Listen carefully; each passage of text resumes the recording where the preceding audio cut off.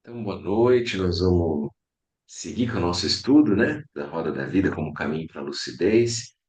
E hoje tem uma boa notícia que a gente vai entrar no capítulo 3, que é a dissolução da experiência da roda da vida. Então, a gente olhou no capítulo 1, no capítulo 2, o sofrimento, né, dukkha, insatisfatoriedade, e aí junto a gente olhou depois, né, as causas do sofrimento. Então, onde é que estava o enrosco, né? E a gente foi olhar então os 12 elos da originação interdependente. Nós vamos então fazer nossas preces iniciais e depois a gente faz meditação guiada e então a gente passa para o estudo propriamente dito. Então eu vou compartilhar aqui a tela, Sadhana.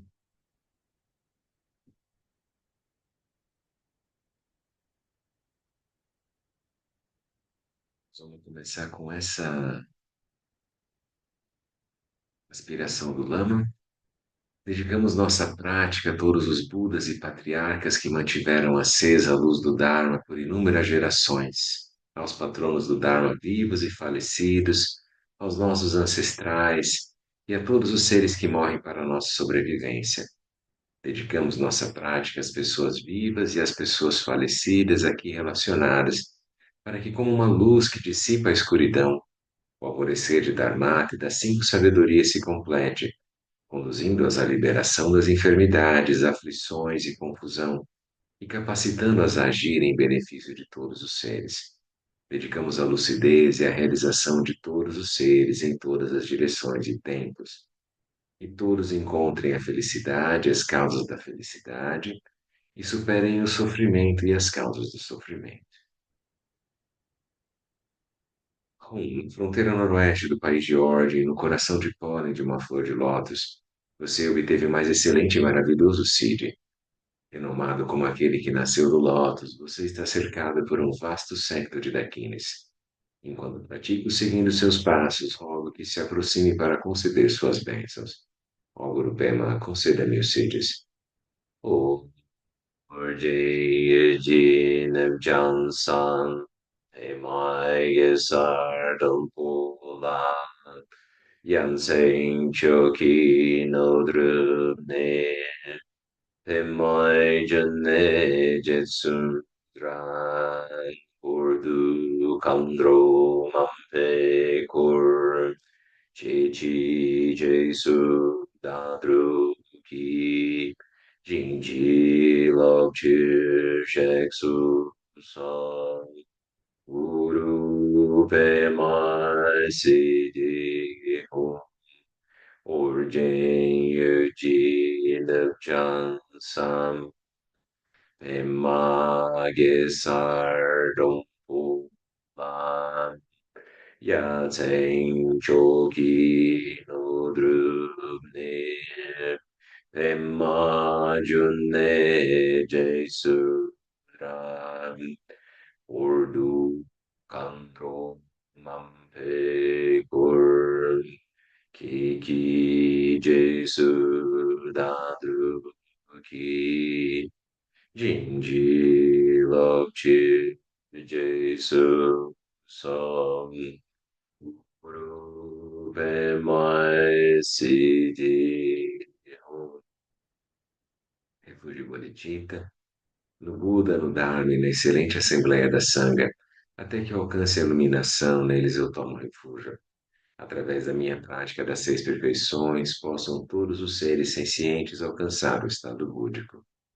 Sanje Chodan Suchi Chonam Lajan Chu Bardu Dani Japsuchi Dagi Jing So Jing Piso Nanchi Drola Bingshi Sanje Drupashu Sangye Jodan Sochi Jonam La Janchu Bardu Dani Chapsuchi Dagi Jing So Jing Peso Nanchi Drola Benchi Sanje Drupa Sho.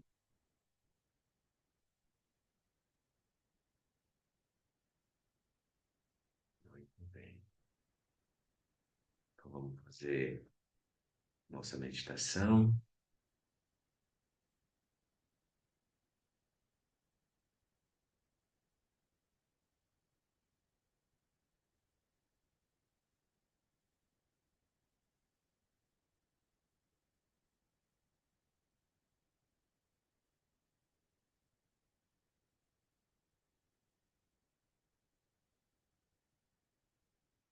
Posição confortável.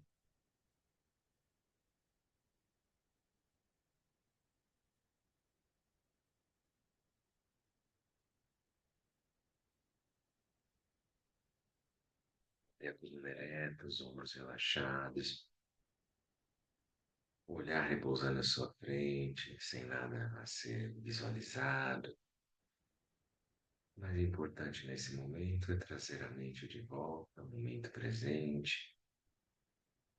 E você pode tomar a respiração abdominal como seu foco,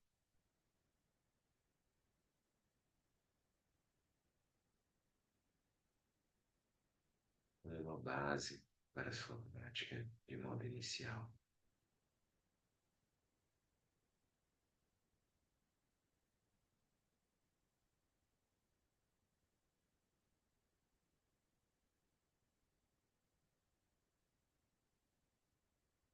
Vamos seguir a nossa prática de shamatha, permanência serena, calmo, repousar. E nós mantemos o relaxamento, a estabilidade e a vivacidade da mente.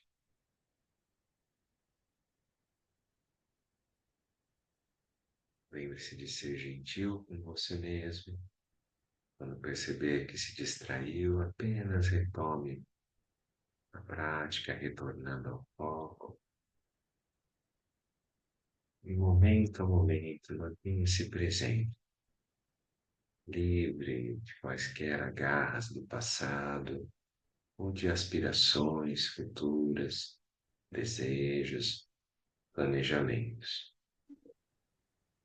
Não é necessário também mudar a realidade tal. É aquilo que você for experimentar, aquilo que surgir da sua mente, apenas retorne ao foco e deixe aquilo para si mesmo. Sejam pensamentos, ideias, emoções. Tudo o que fazemos é manter o relaxamento no corpo, a energia vai se estabilizando e a mente se mantém clara, lúcida. Então seguimos a nossa prática em silêncio,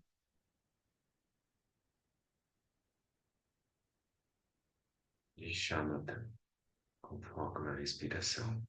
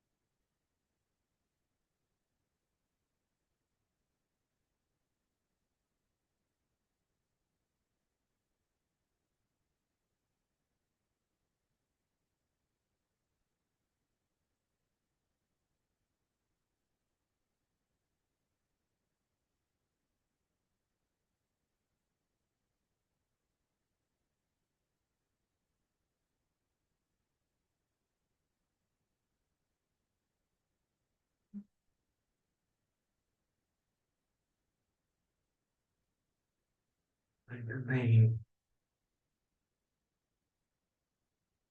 vamos voltando.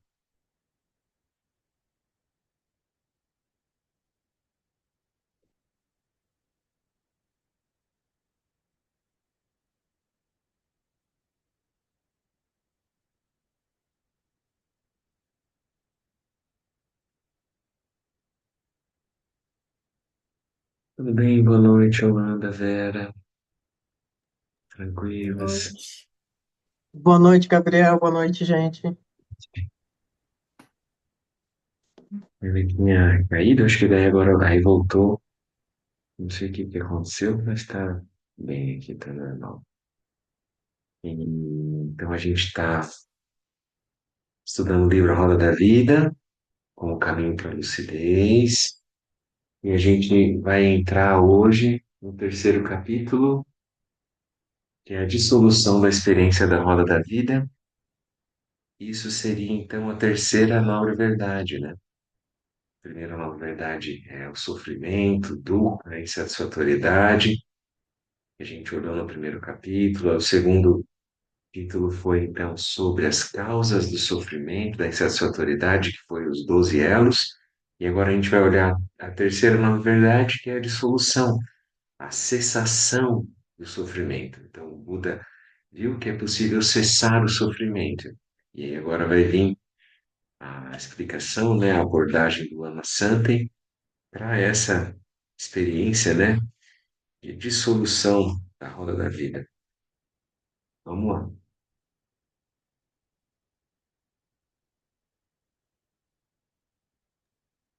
Gabriel, só Oi, pode falar. você falou que a princípio esse seria a terceira nobre verdade, né?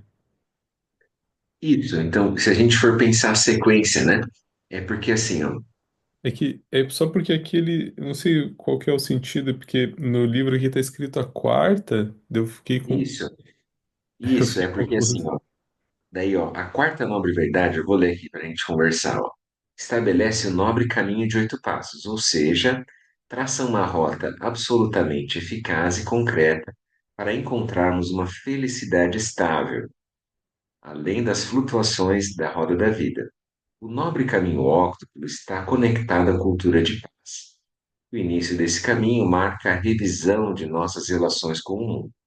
Então, tem essa estrutura, né, que o Buda Shakyamuni propõe para nós. Então, ele vai dar a clareza das quatro nobres verdades e o nobre caminho óptimo. As quatro nobres verdades, a primeiro vem o sofrimento, a segunda, as causas do sofrimento, a terceira, a cessação do sofrimento, que é a experiência de dissolução da roda da vida, que é o nome do capítulo.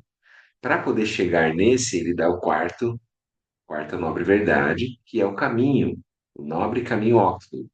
Em 8 passos, ele vai te propor um caminho que leva, na verdade, à terceira nobre verdade, que é a cessação, entendeu? Aí fica mais tranquilo, né? Entendi, Gabriel, obrigado. Ah, beleza, tranquilo. Quando percebemos que estamos dentro de uma experiência cíclica, ou seja, então a gente está na página 86 do livro, né? O primeiro passo é a motivação. Então, o nobre caminho óptimo, a gente pode ele ser resumido, então, dessa maneira: motivação, evitar ações negativas, produzir ações positivas e, por fim, dirigir a própria mente.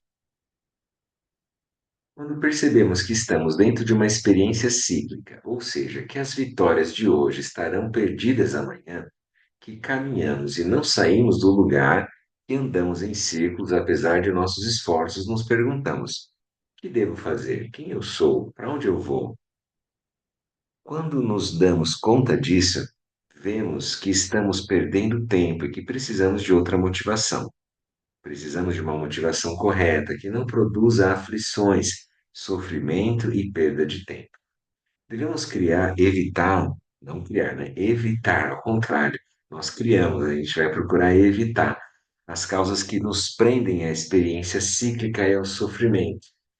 Entre essas, a crença de que o mais importante é promover a nossa identidade. Então aqui fica bem claro, né, esse ponto de promover a nossa identidade, que a gente precisa ser vitorioso, né, a gente precisa ser bem-sucedido, né, um vencedor, né, seja onde for, qualquer área que a gente valorize, né, parece que precisa promover a nossa identidade, né? A pessoa precisa ter o amor, o reconhecimento dos outros, né? Poder ser validada, né?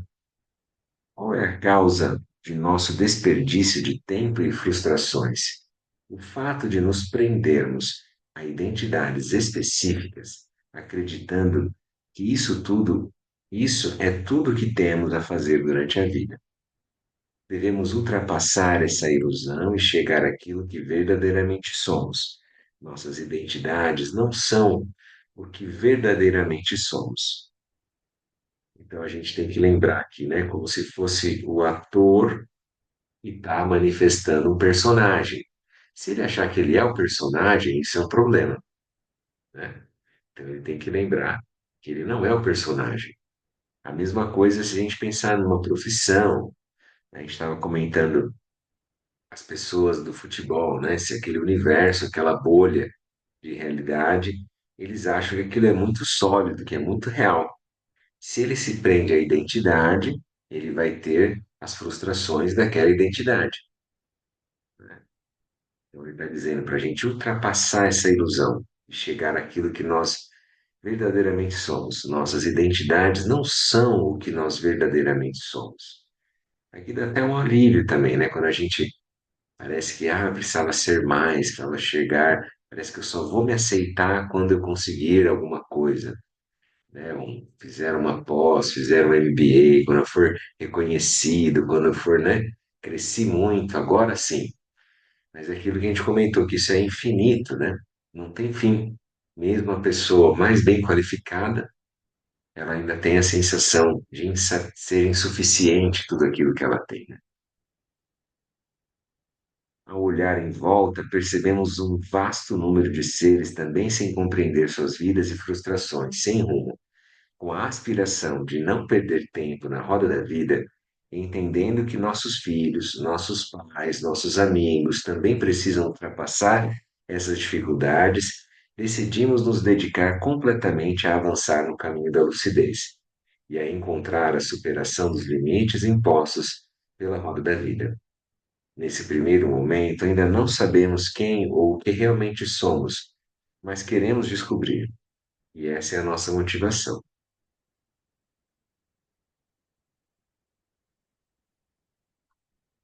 Então, esse foi o primeiro passo para a gente refinar a nossa motivação. A gente lembrar, então, né, que a gente não é a identidade, que o sofrimento vem do apego, da fixação a essa identidade.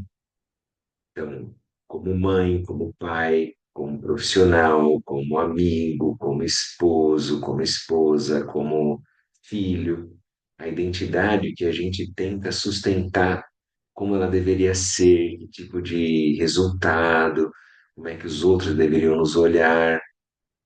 Então, esse é o ponto do nosso sofrimento.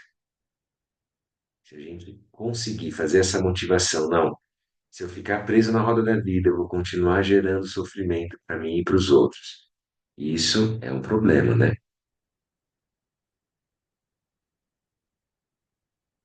Vocês estão me ouvindo bem? Tá tranquilo? Tá bem, né? Sim, pra mim tá bem tranquilo, Gabriel. Ah, tá bom. Então, beleza, obrigado.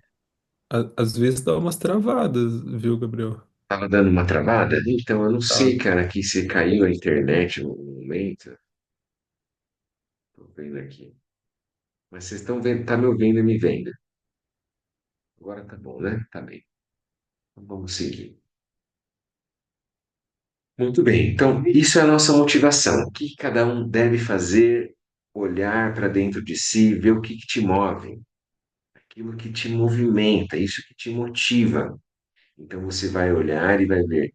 Eu realmente não quero mais seguir no sofrimento e nem quero ver isso para meus filhos, né? Meus familiares, meus amigos. Eu quero cruzar por isso. Então, aí vem a motivação de ver de uma forma mais ampla e tentar descobrir. aquilo que é o nosso verdadeiro refúgio, né? Vamos dizer assim. E então eu fiz a aspiração, eu entrei no caminho. Ali até tem a imagem do caminho do praticante aqui, né? Aí vocês vão ver lá no começo, ó, não só um monge, né, mas como pessoas leigas, crianças, idosos, pessoas de todas as idades, elas vão entrar no caminho. É uma forma simbólica de mostrar como é a nossa mente. Então ela vai tentando, vai purificando, né? Na frente, ó, o praticante, aquele que observa a mente, ele está atrás dos animais. Os animais, o elefante e o macaco, cada um vai ter uma representação. Tem estudos sobre isso, né? Mas aí ele vai tentando chegar, então, na mente e na agitação da mente. Aí chega um certo momento que ele consegue laçar, né, o animal, o elefante vai ficando branco, ou seja, vai purificando também os obscurecimentos, as emoções perturbadoras. Aí chega uma hora e ele consegue passar à frente, e ele que guia a mente. Então é quando o praticante ele já tem essa maestria de não ser arrastado pela mente, mas ele passa a direcionar a mente. Ainda assim, ainda precisa purificar mais coisas até chegar a um ponto em que a mente está totalmente livre, né? Que aí tem essa imagem de uma Dakini ali voando, né?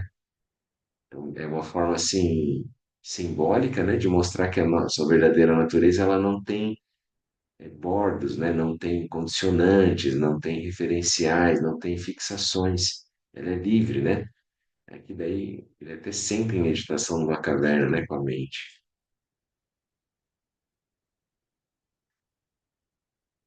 Muito bem. Então, isso é a motivação. A motivação essencial no budismo, Mahayana, né? Então, é gerar bodhicitta, que é o espírito despertar, né? Como a gente viu também no Gampopa, em outros estudos. Então, isso é crucial, a gente incluir os outros seres. A compaixão muda a nossa forma de praticar. Quando a gente está praticando só para a nossa paz, para o nosso bem-estar, para a nossa qualidade de vida, isso é útil, isso ajuda. Mas a gente vai ver que isso também é insuficiente. A gente vai precisar incluir os outros seres, porque nós não estamos separados deles. Nós somos uma rede de interconexões. Essa interdependência entre os seres significa que se eu olhar só para mim, eu estou esquecendo dos outros 8 bilhões de humanos. E aí tem todas as outras espécies e todos os outros seres. E a gente vai precisar iluminar todas as experiências.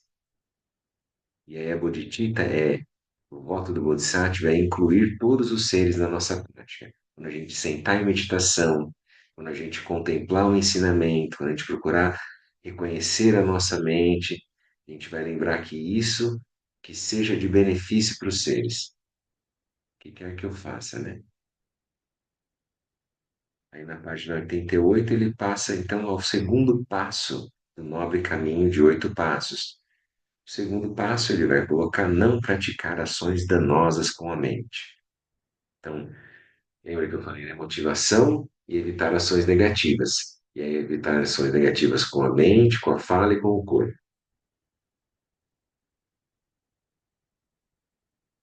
Três ações não virtuosas da mente são a cobiça, o pensamento mal intencionado, cobiça, né? Pensamentos mal intencionados, querer causar mal, desejar o mal ou alegrar-se com o mal. E a visão errônea, achar que bom é mal e vice-versa. Trazemos sofrimentos aos outros seres por descuido, porque estamos autocentrados em nossa identidade, ou por acreditarmos que fazendo alguma coisa agressiva contra o outro, tenhamos algum tipo de vantagem. Isso daí é uma visão errônea. Quando eu acho que se eu usar a violência, a agressão, isso vai ser uma coisa vantajosa para mim. Está dizendo que não é o caso. Aqui, só lembrando lá do centro da roda da vida, né, os três animais. Então tá ali, né? Cobiça, pensamentos mal intencionados, o querer causar mal. E aí a visão errônea. A visão errônea é a identidade, a fixação, é o javali, né? Então, quando a gente se fixa numa identidade, numa visão, né?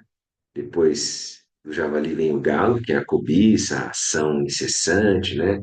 Aquela atividade sempre sem parar, né? Vamos dizer assim, a pessoa entra num looping, né? A pessoa não para. Ela segue fazendo aquilo que ela acha, a mente segue dentro daquela identidade, né? Para tentar resolver muitas coisas. E aí, pensamentos mal intencionados, querer causar mal, desejar o mal, ou alegrar-se com o mal, isso tudo seria cobra, né? Então, é a ação, a energia de defesa, a energia de raiva, né? Tá bom? Trazemos sofrimentos aos outros seres por descuido, porque estamos autocentrados em nossa identidade, por acreditarmos que fazendo alguma coisa agressiva contra o outro, tenhamos algum tipo de vantagem. Acontece que essa suposta vantagem beneficiaria apenas nossa identidade, que é artificial, construída e impermanente. Então estamos perdendo tempo se pretendemos buscar trazer sofrimento aos outros para ganhar alguma vantagem. Não só estamos perdendo tempo, como estamos criando condições negativas para nós, porque as pessoas prejudicadas vão nos perseguir. Então estamos fazendo tudo errado. Aquilo que poderíamos ganhar com uma ação negativa será perdido mais adiante por causa da impermanência. Mas o fato de termos praticado ações negativas perdura por tempo suficiente para que experienciemos a perseguição. Então, aqui é a questão do karma, né? Aquilo que a gente está plantando, a gente vai colher aquelas ações, o fruto das ações, né? Praticar ações negativas é como segurar gelo roubado com a mão. O gelo derrete e desaparece, mas o fato de termos roubado gelo não desaparece. Pessoas vão nos perseguir por causa do roubo. Podemos argumentar, mas o que foi que eu roubei? Mostre. Podemos não ter mais o gelo, mas a pessoa sabe que roubamos. A ação é real. Praticar ações negativas produz uma matemática terrível. Acumulamos karmas e não obtemos nenhum resultado positivo. Essas são as ações mais capciosas, assim, mais difíceis, né, sutis da gente lidar. É ação de mente, né? Porém, é importante lembrar, se eu refaço a minha motivação, vamos dizer assim, eu vou purificando a minha ação de mente. Agora a gente vai falar das ações da fala, de fala e corpo. É o início, vamos dizer assim, que é o mais grosseiro, né? Então dá para a gente se refrear, a gente cuidar.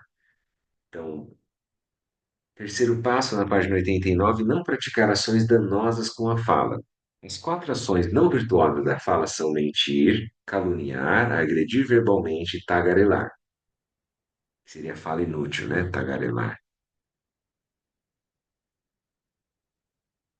Não devemos falar coisas negativas, isso só alimenta negatividades. Nada de bom acontece. Pior ainda é agredir verbalmente. Depois de praticada uma agressão, não pode ser desfeita. O pessoal fala, tirou a flecha, não tem como puxar ela de volta, né? Não tem volta. Então podemos ter a sensação de que aparentemente ganhamos algo agredindo com palavras, mas acabaremos vendo que aquilo é péssimo. Para recompor uma relação depois de agredirmos alguém, dependemos do perdão da outra pessoa. É muito difícil. Vocês verem como a gente fica vulnerável, né? Fragilizado. A gente necessita do perdão do outro quando chega nesse ponto. Ao tagarelar, então, a fala inútil, levamos as outras pessoas para paisagens mentais não virtuosas, para mundos mentais e emocionais negativos. Isso também solidifica essas estruturas em nós, o que nos leva a legitimar futuramente ações não virtuosas de outros tipos. Então, a pessoa vai lá tagarelar, né? Vai contar alguma coisa, vamos dizer assim, geralmente vai contar alguma história da vida de alguém, vai contar como é que foi a novela, vai contar qualquer coisa. E geralmente tem emoções perturbadoras junto. O que o Lama está dizendo é que a gente está arrastando a mente da pessoa para uma paisagem negativa. Isso é um karma que a gente cria.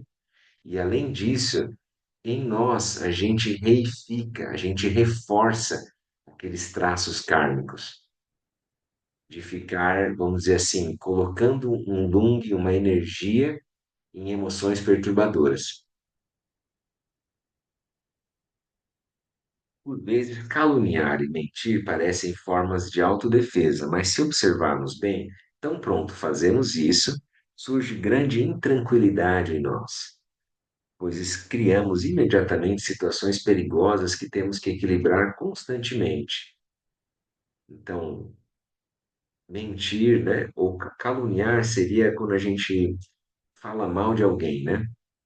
A gente vai gerar, como é que eu vou dizer assim, cisão, né, que a gente falava na sanga, né, na comunidade, quando você denigre a imagem do outro. Então, se eu fizer isso, eu já vou estar gerando ações negativas de fala. Não é fácil também, mas é possível. Evitar mentir. Então, tente olhar para a sua própria mente e quando você for falar alguma coisa, tudo que você fale, né, que a gente possa falar, como era o Sócrates, né, os três crivos, né? Se aquilo é verdadeiro, se aquilo é bom e se aquilo é útil.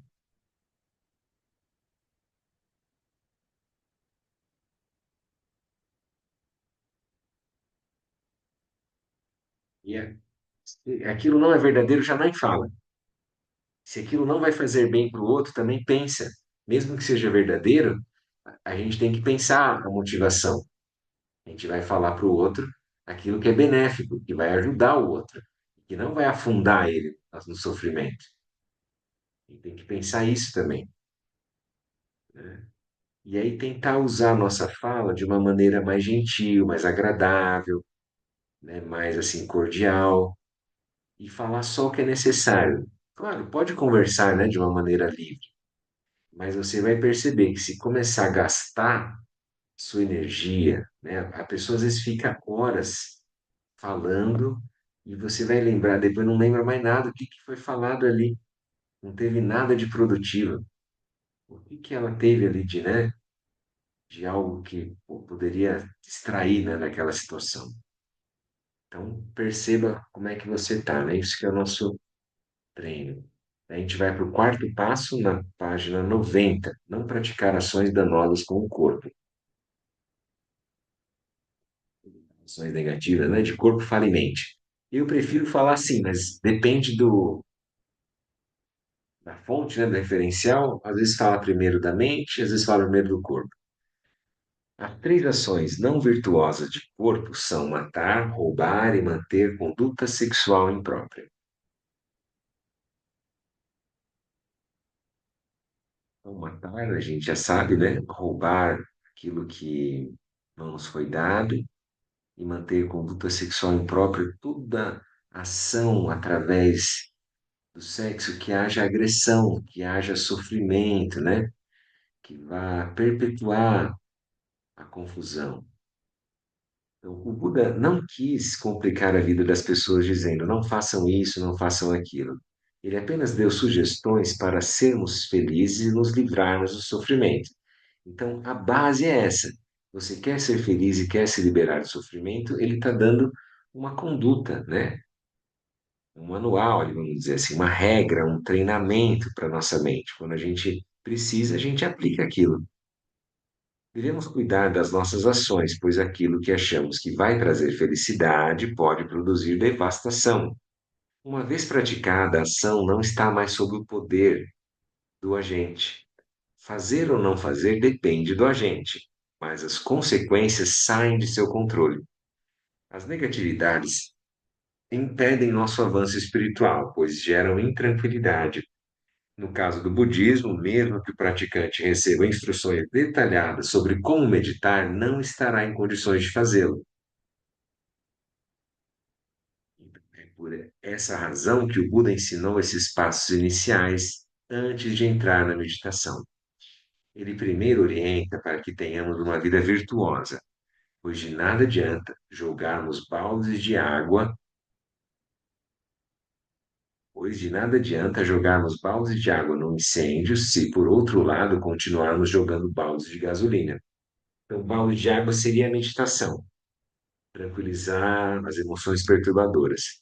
E, por outro lado, jogar baldes de gasolina, ou seja, atear fogo, aumentar o fogo, seria continuar fazendo as ações negativas. E aí eu vou perpetuar, vou intensificar o poder dos clashes, das ações, das emoções perturbadoras, né? No caso do nosso incêndio, primeiro vamos retirar tudo que seja material inflamável. Depois, com a meditação, vamos extinguir os focos de fogo do sofrimento. É inútil tentar apagar os focos de incêndio se continuarmos com atitudes que alimentam as chamas em grandes proporções. Existem praticantes que meditam décadas, mas não mudam nada. Não mudam porque não têm moralidade, não cuidam do seu comportamento. Com suas ações, continuam produzindo as causas do sofrimento e pensam que com a meditação vão conseguir eliminar o sofrimento.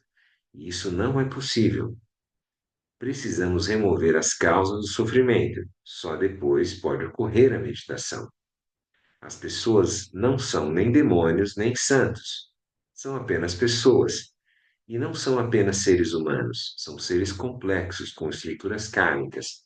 A questão é saber como administrar isso. O que precisamos é de uma cultura de paz, na qual naturalmente fazemos mais coisas positivas do que negativas. Muito bem, então daí nós vamos olhar como é que a gente está em termos de ação de corpo, fala e mente. E você ajustar sua motivação, ou seja, procurar se liberar do sofrimento, e trazer benefício aos seres, você já vai naturalmente reduzir as ações negativas de corpo, fala e mente. Porque não faz sentido, né? Não tem coerência você querer se liberar do sofrimento e querer trazer benefício para os seres e continuar prejudicando as pessoas, né? Então a gente vai perceber que isso vai ser importante.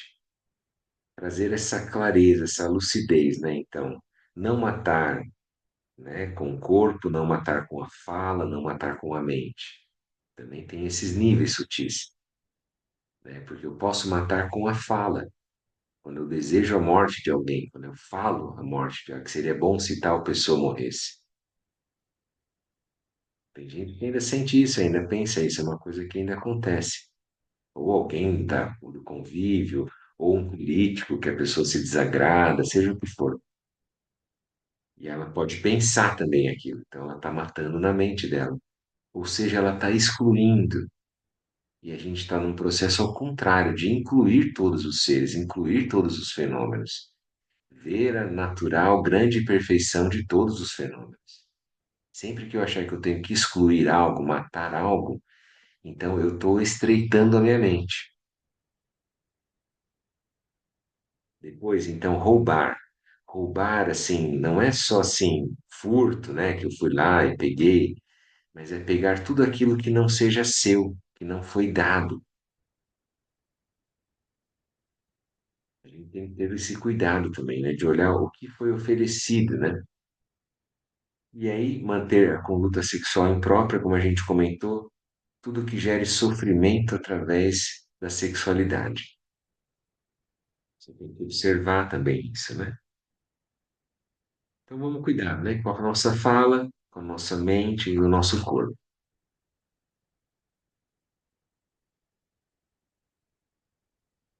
Muito bem. E aí vai vir então o quinto passo, que é a ação transcendente e compassiva. Quando a gente entra no quinto passo, a gente já passou então da motivação, a gente já passou da evitar ações negativas de corpo, fala e mente, ou mente, fala e corpo, né? Então foi o primeiro, segundo, terceiro e quarto. Aí o quinto passo agora é as ações positivas, lembra, né? Evitar ações negativas. Aí agora eu posso passar a produzir ações positivas. Enquanto penso no nobre caminho óptimo, o Buda diz: traga benefício aos seres. É um momento crucial, pois pela primeira vez somos convidados de modo prático a ultrapassar nossas fixações e reconhecer a situação dos outros seres no contexto deles mesmos. Esse é o início do aspecto transcendente do budismo. A compaixão é a manifestação prática da transcendência, pois para trazer benefício aos outros, a pessoa é convidada a transcender a fixação em sua identidade e mundo, e ir além do autocentramento. A compaixão não é um comportamento piedoso, é uma inteligência lúcida. Em vez da inteligência compassiva que manifestamos para com os outros, exercemos liberdade natural em relação à nossa identidade. A prática da compaixão resulta do entendimento de que a nossa identidade é virtual e de que não precisamos viver presos a ela, de que podemos construir uma forma de ação livre dela. Ao exercermos a liberdade básica de ultrapassar fixações de identidade e mundo, surgimos como bodhisattvas. O bodhisattva é aquele que produz benefícios, que ajuda. Como bodhisattvas, podemos cuidar de nós mesmos e de nossa nova identidade e dessa nossa nova identidade, porque é através dela que vamos trazer benefício aos seres. Passamos também a cuidar da relação com os outros seres humanos, com a biosfera, com a natureza, né? Quando fazemos isso, descobrimos que nossa vida se resolve. Ultrapassamos a causalidade, o velho padrão de fazer uma coisa com o objetivo de obter outra em troca. Descobrimos um outro funcionamento completamente diferente daquele que estávamos acostumados. Vejamos como isso funciona. Primeiro, temos a motivação de trazer benefício aos seres. Por trazermos benefício aos seres, o mundo inteiro nos favorece e ajuda. Passamos a trabalhar em harmonia com nossa inteligência, deixa de ser local e predadora. Conectamos-nos a uma dimensão maior que abrange todos os seres. Surge uma proteção global. Não precisamos entender de onde vem, ela simplesmente existe. Esse é o segredo de todos os bodhisattvas, não importa qual tradição religiosa. Os verdadeiros bodhisattvas andam de forma livre, sustentados por sua natural compaixão. Na medida em que conectamos a esse âmbito de compaixão, ele também, na medida em que nos conectamos a esse âmbito de compaixão, ele também se conecta a nós e produz resultados. O quinto passo do nobre caminho também é chamado de modo de vida correto, que significa que não devemos praticar ações negativas e que devemos procurar viver de forma correta, virtuosa. Dentro dessa visão budista, compaixão é o ponto. Se cruzarmos a fronteira, se passarmos a atuar de modo compassivo, nossa escolha produzirá uma diferença. Em nível mais profundo e detalhado, descrevemos o quinto passo como a prática das quatro qualidades incomensuráveis e das seis perfeições. Começamos com a prática da compaixão, uma das qualidades incomensuráveis. Então, lembrando, nas quatro qualidades incomensuráveis, compaixão, amor, alegria, equanimidade, e as seis perfeições, generosidade, moralidade, paz, energia constante, concentração, sabedoria. Isso que tem que ficar, vamos dizer assim, é o esporte dos bodhisattvas, né? É o vigor, é a vitalidade, é a seiva, né? É a essência do bodhisattva. Então, em um nível mais profundo e detalhado, descrevemos o quinto passo, então, as ações compassivas, transcendentes, né? Trazer benefício aos seres, como a prática das quatro qualidades incomensuráveis e das seis perfeições. Começamos com a prática da compaixão, uma das qualidades incomensuráveis. A essência é a capacidade de compreender os outros em seu próprio contexto de vida e mundo. Nos colocamos no mundo mental e emocional de quem queremos beneficiar, e de lá vemos como nós ultrapassaríamos as dificuldades experimentadas por eles. Surge em nós um impulso natural e intenso de produzir a saída da situação em que o outro vive. Surge uma energia poderosa de ação compassiva. Sentimos também a clara necessidade de termos habilidades para ultrapassar as dificuldades que se apresentam, que são os meios hábeis que a gente aspira, né, ter. Então, A gente precisa se despir dos nossos referenciais, soltar a nossa, vamos dizer assim, o nosso autoapreço, o nosso autocentramento, né? Se eu estiver tentando julgar o outro a partir do meu referencial, eu não vou conseguir beneficiá-lo. Então eu preciso cada vez mais abrir. É isso que ele fala, que o Bodhisattva, ele cruza, ele vai além da questão da identidade. Ele ultrapassa, então, ao exercer a liberdade básica, ele ultrapassa a fixação da identidade. Então, nesse momento, ele passa a beneficiar o outro. Por quê? Porque ele entra no mundo do outro e vê como é que o outro experiencia. Então, ele entende o outro a partir do contexto, da visão de mundo que o outro tem. E não tenta encaixar aquela pessoa no meu mundo, na minha visão de mundo.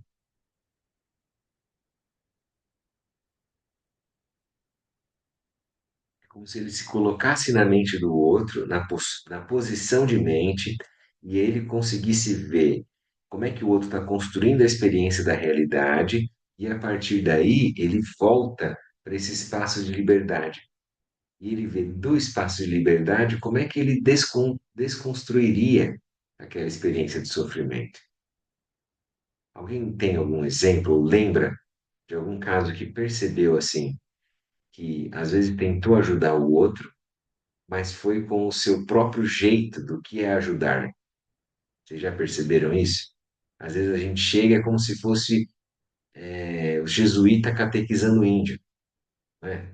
Ele tem uma visão e ele tenta impor a visão dele. Vocês entendem isso? Então, sempre que a gente for tentar ajudar o outro, primeira coisa, eu preciso, ao máximo que eu puder, me despir dos meus referenciais. A gente fala aquela competência cultural. Estar aberto, disponível, solícito para entender o outro no mundo dele. E aí estabelecer uma relação,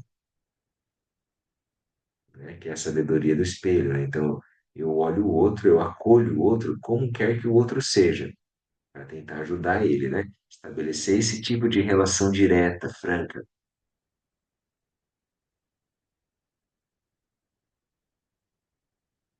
A gente está seguindo lá, né? Então, surge em nós, então, a essência é a capacidade de compreender os outros seres em seu próprio contexto de vida e mundo. Nos colocamos no mundo mental e emocional de quem queremos beneficiar, e de lá vemos como nós ultrapassaríamos as dificuldades experimentadas por eles. Surge em nós o impulso natural e intenso de produzir a saída da situação em que o outro vive. Surge uma energia poderosa de ação compassiva. Sentimos também a clara necessidade de termos habilidades para ultrapassar as dificuldades que apresentam. A energia compassiva manifesta-se quer as pessoas sejam boas ou estejam repletas de negatividades, pois queremos que todos, sem exceção, ultrapassem suas aflições e visões negativas. Surge a equanimidade, outra das quatro qualidades incomensuráveis, a disposição estável de ânimo que se mantém positiva e elevada, seja diante das pessoas positivas ou diante de pessoas com muitas negatividades. Então, a equanimidade, a igualdade de ânimo para com todos, né? Independentemente se a pessoa é positiva ou está negativa, né? Aí na página 90,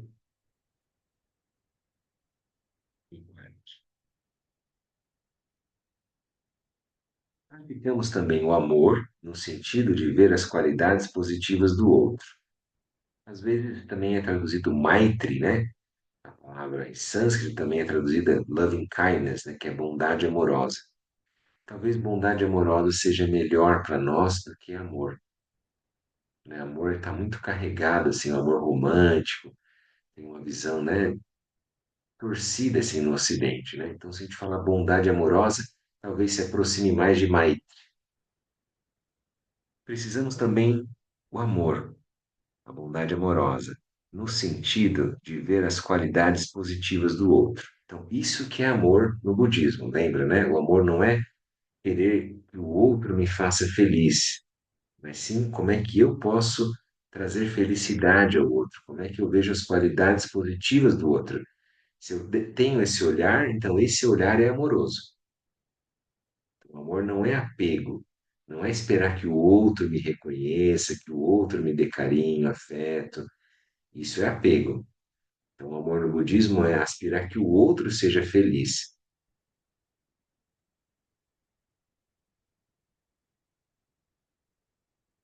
ver alguma coisa positiva. Estou vendo tudo que tem de qualidade naquele ser. Então, isso eu estou tendo um olhar amoroso, né? Todas as pessoas, mesmo aquelas imersas em negatividades, em algum ponto têm qualidades positivas.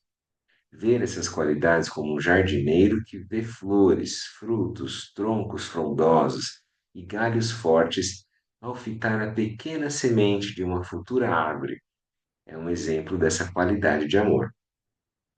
É também como professor que vê qualidades em seus pequenos alunos dos primeiros anos escolares. Quem pratica esse amor vê surgir em si uma energia maravilhosa de beneficiar, cuidar, proteger e promover a vida e o crescimento dos seres. Não importa a aparência da semente, temos a energia sustentada. Isso é amor, né? Isso é a bondade amorosa que o Manga está descrevendo. Praticamos compaixão, equanimidade e amor. Então surge alegria, né? As quatro qualidades incomensuráveis. Então, compaixão, a aspiração de liberar o sofrimento, equanimidade, a igualdade de ânimo para com todos os seres, amor é a aspiração de que os outros sejam felizes, e a alegria é o regozijo por tudo de bom que ocorre com os outros. Então, praticando compaixão, equanimidade, amor, surge alegria, surgem propósito e sentido de vida. Sem compaixão, equanimidade, amor, mesmo que tenhamos êxitos, não há alegria, nem sentido na vida. Os tempos de degenerescência são justamente definidos pelo esquecimento de que a fonte de alegria e felicidade é a compaixão, o amor e a equanimidade. Assim são as quatro qualidades incomensuráveis: compaixão, amor, alegria e equanimidade. Elas dão sentido à nossa vida.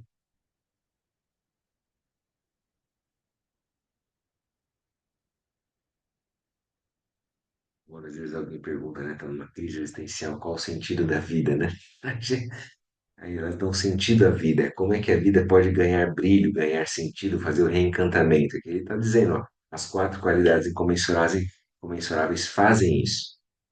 A gente praticar e entrar, né, nessa egrégora, vamos dizer assim, nessa mandala, né? De Chirenzi, que é as quatro qualidades incomensuráveis. Praticando essas qualidades, a generosidade torna-se natural.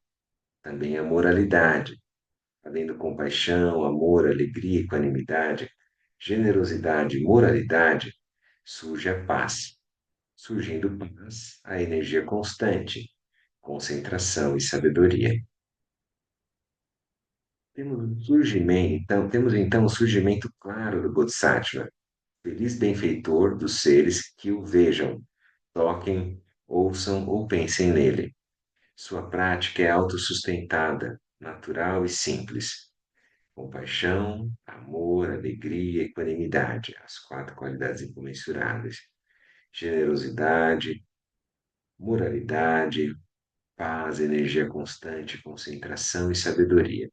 Ou seja, as quatro qualidades incomensuráveis e as seis perfeições. Isso é o quinto passo do nobre caminho de oito passos. E nós vamos encerrar aqui.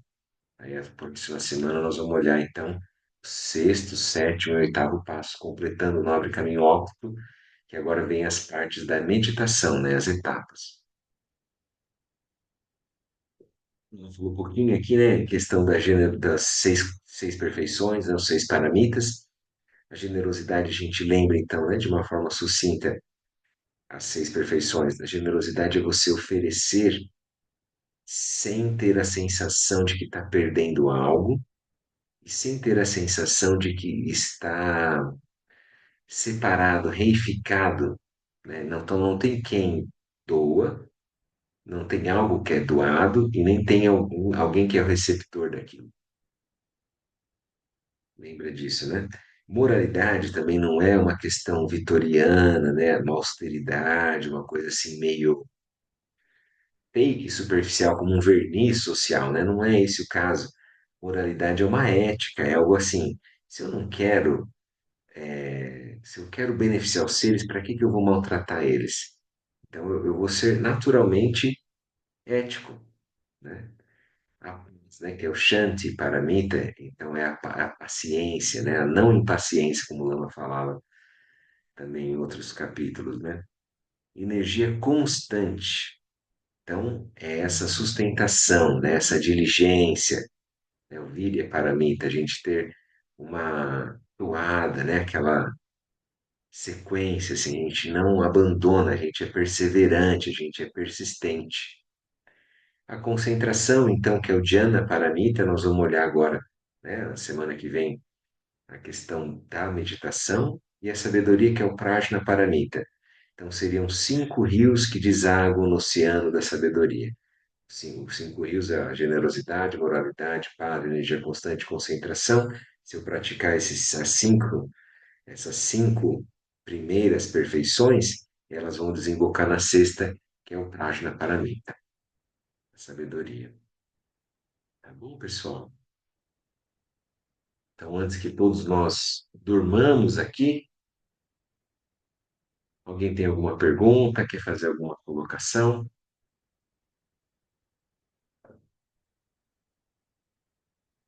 Tudo bem? Então, a gente cumpriu aí até a página 94,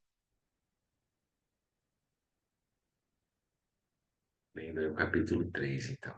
Tá bom? Aí a gente continua na próxima semana. Vamos fazer um pouquinho de silêncio e a gente faz a dedicação.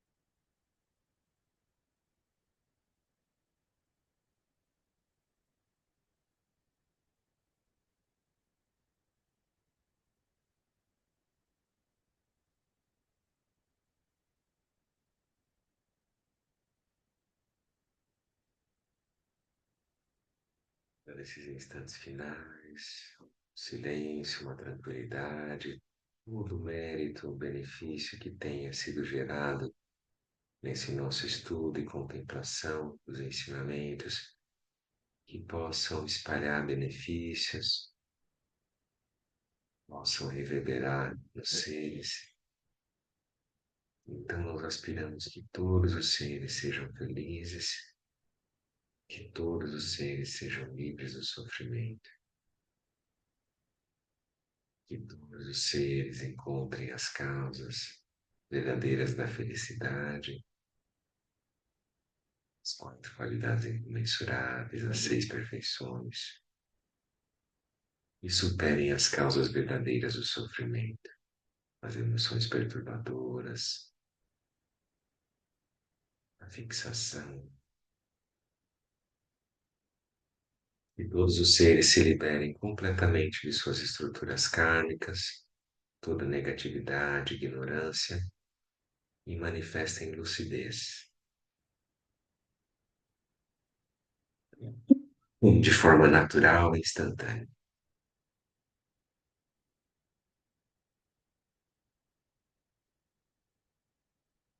Os seres sejam verdadeiramente capazes de ajudar aos outros e encontrem nisso sua fonte de alegria e de energia.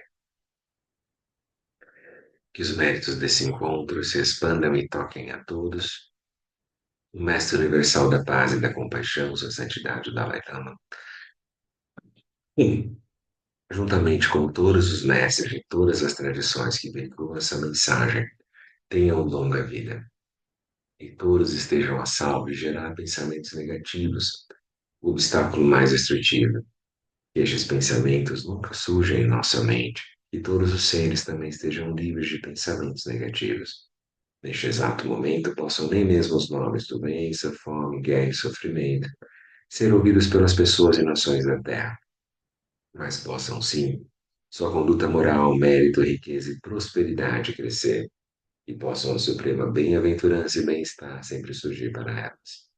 Padam Jummene Jingpo Tenpa Yuri Ne Padam Tenpa Zingpe Cheba Nangku Zen Johnson Danger Chi Dusun Sanje Guru Rinpoche No Drugunda De Wachen Boyjan Varche Kansal Dudun Drakpo Sao Sola Dev So Jingji Laptu So Jinan Sangwe Barche Ji Wadam Sampalun Ji Drupar Jingji Lo Om Bezra Guru Pema Siddhi King Lok Josun Ring Luche Zanding Sasun Chaparpel Ruju Josun Não Wadan Midral do Sungele Show.